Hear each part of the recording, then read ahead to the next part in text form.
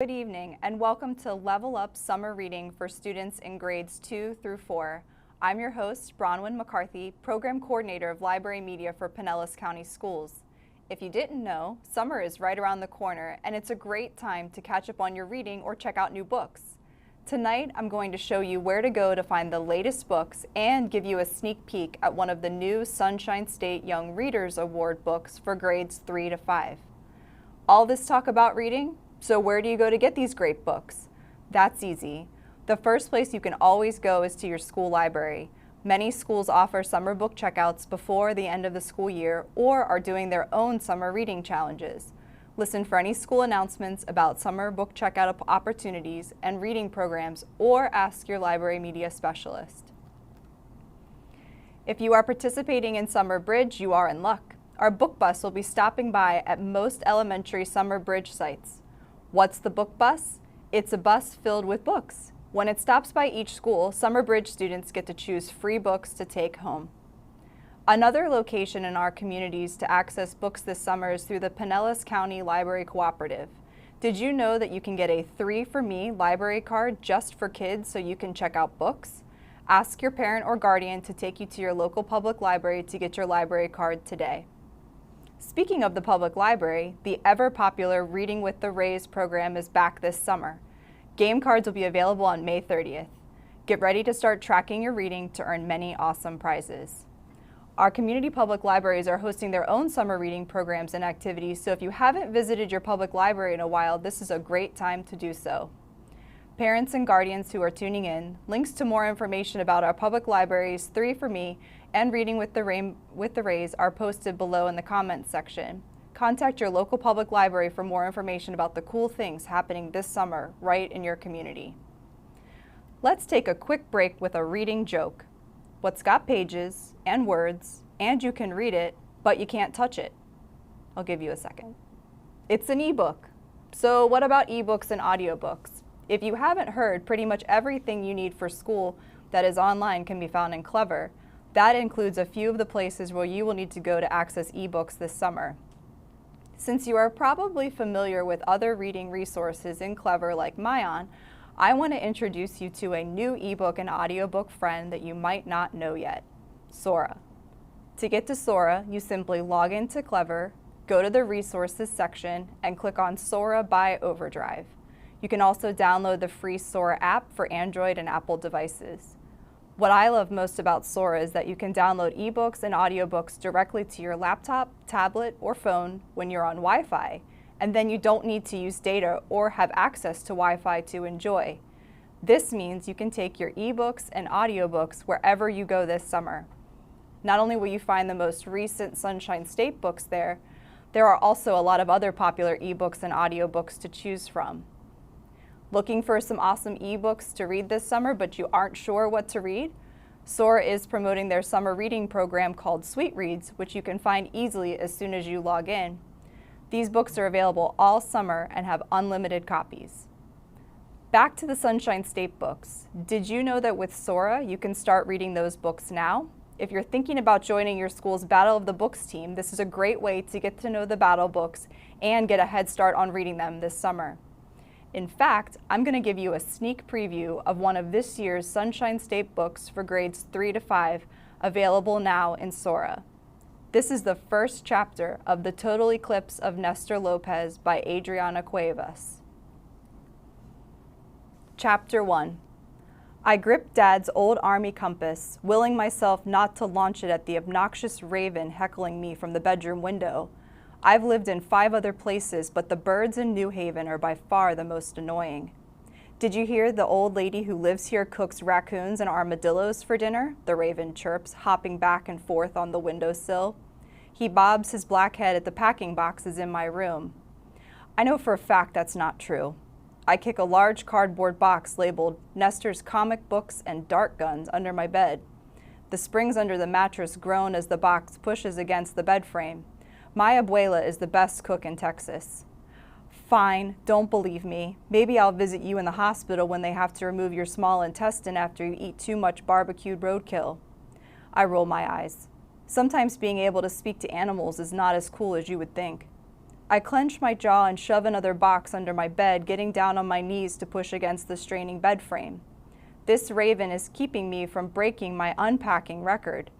Moving among 5 Army bases, I've perfected my skills. I hold the record for fastest room packing and unpacking in the entire universe.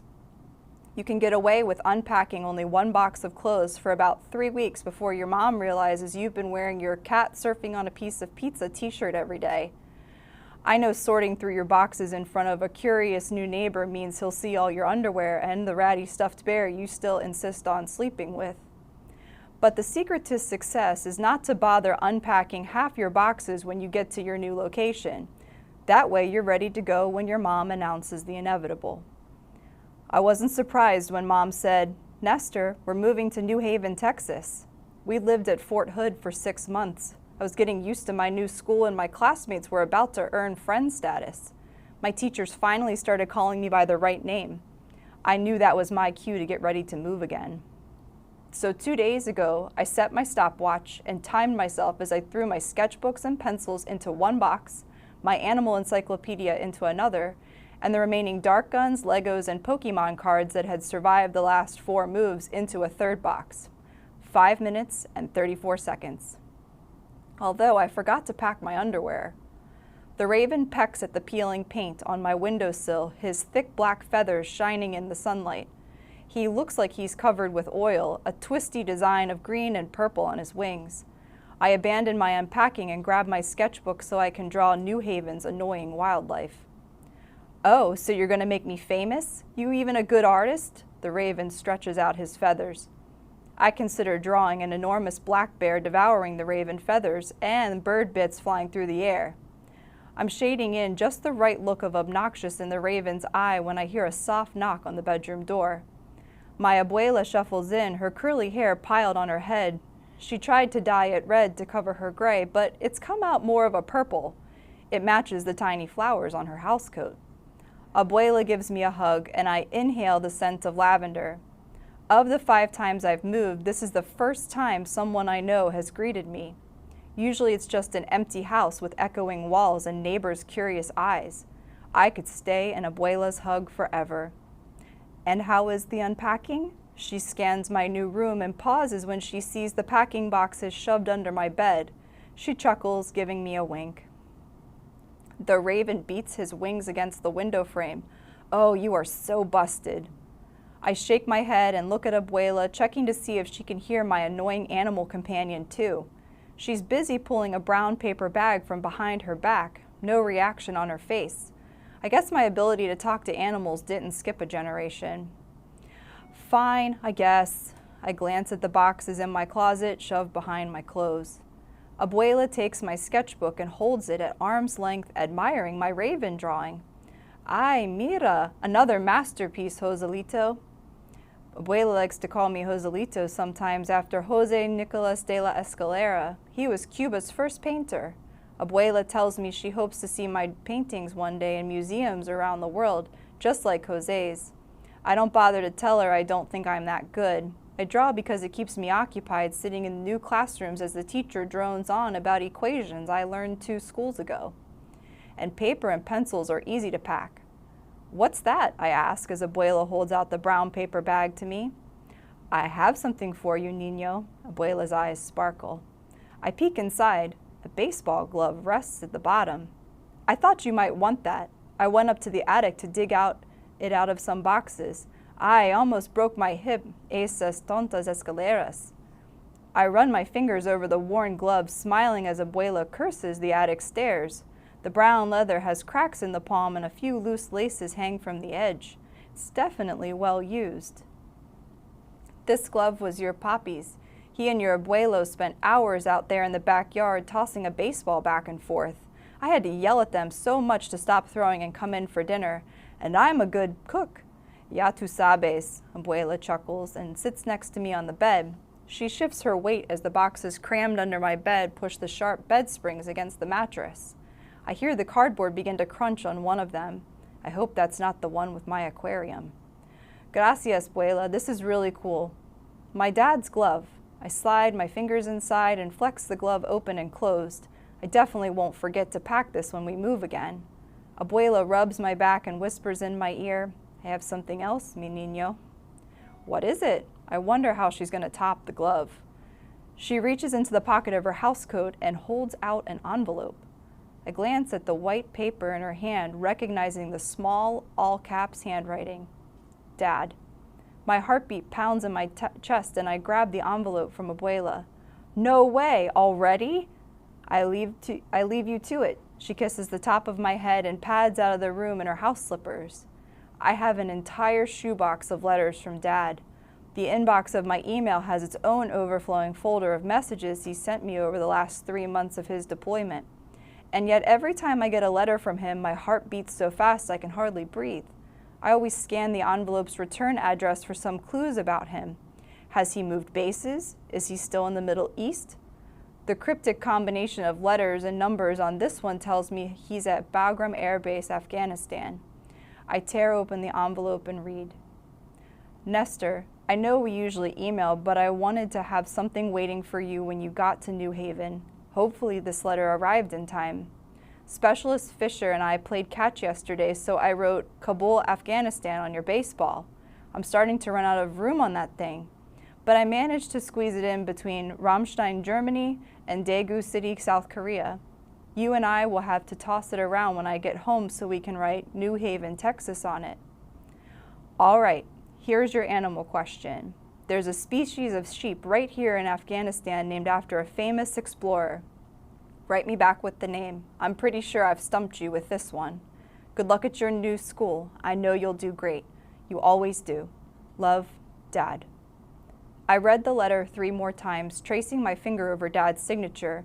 I fold it carefully and tuck it between the pages of my sketchbook. There's a golf ball in my throat I try to swallow down. 3 months ago, Mom and I stood on a hot tarmac and stared at Dad's back as he boarded a big-bellied airplane to Afghanistan. It was our 4th time watching him fly away. His shoulders hunched a little more with each deployment. I gripped Mom's hand, my palms sweaty, and pretended it was the strong sun making my eyes water. Now Dad is across an ocean playing catch with someone who is not me. Dad says all this moving, all this being separated is part of the job. When you're Nestor Lopez, son of Sergeant First Class Raul Lopez, every time the Army says move, you move. And it sucks. I sigh, picking up my charcoal pencil again to continue shading the raven. Wait, wait, he crows on the windowsill. Get my good side. He spins around and lifts his back feathers. I roll my eyes and turn to a clean page of my old sketchbook, flipping past pages labeled Georgia, Colorado, Washington, Kentucky, and Texas. I write Days in New Haven at the top of the page and make 2 tick marks underneath. I wonder how many lines I'll be able to make before we have to move again. I draw a small circle about halfway down the page. That's my guess for when Mom will sit me down with a big sigh and a rub on the back. Hey, if you're such a know-it-all, tell me about New Haven. They got anything fun to do? Movie theater? Skate park? A teleportation device that takes you to a better town? The raven hops and turns around. Hoo-ee! It's better than a worm salad for breakfast, I tell you what. He cranes his neck toward the skateboard thrown in the bottom of my closet. Pretty cool skate park just behind the abandoned Dairy Queen.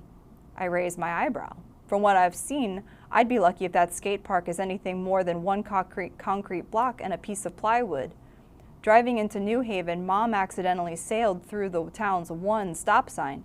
Not stoplight, stop sign. Several boarded up windows were plastered with missing pet flyers on the few buildings downtown.